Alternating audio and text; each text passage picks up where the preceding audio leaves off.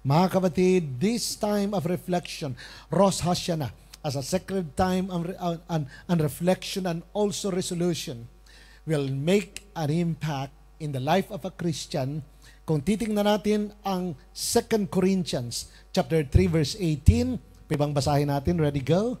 But we all with unveiled face, beholding us in a mirror, the glory of the Lord, are being transformed into the same image from glory to glory. So as the Hebrew, as the people of Israel reflect on God and reflect on the Word, so they go to the Word, they begin to reflect their standing before God. Ganon din naman sa atin, mga kapatid. Ang nais ni Lord, meron tayong time of reflection. Sit for a moment.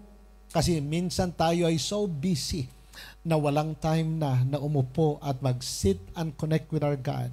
Sit and then connect with God and begin to reflect and begin to just submit to God kung anong dapat na resolution na gawin, anong dapat pagbabago. And as we do that, spending time with our God, we behold like in a mirror. Yun ang sabi ng ating nabasa. We behold like in a mirror. Kung paano ikaw din naman tumatayo every day.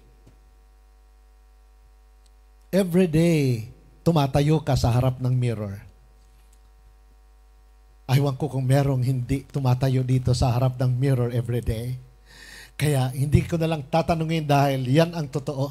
Kahit kaming mga lalaki ay tumitingin din sa mirror bago lumabas. Lalo na ang mga babae. Matagal pa nga dahil suklay-suklay, ayos ang kilay, ayos ang lahat inaayos. Mga kapatid, ganoon din sa ating spiritual na life. Kung meron tayong time to stand and to reflect on the mirror para i-fix ang ating sarili bago lumabas ng bahay, bago humarap naman sa day at lumabas. Also, spend time to reflect and make a decision kung anong change na dapat gawin as we reflect on our God, beholding in a mirror no other than the Word of God. Because as we go to the Word of God every day, ang Word of God ay like a mirror. We begin to see first God in the Word of God. And then we begin to see ourselves also in the mirror. And we begin to compare ourselves to God. And as we do that, reflect, then we begin to be convicted. Lord, I am supposed to be created in your image and likeness. Pero bakit hindi tayo magkahawig? Ako ay nilikha mo, Panginoon, nakawangis mo. But as you reflect in the Word of God and the presence of God, bakit ang layo ko?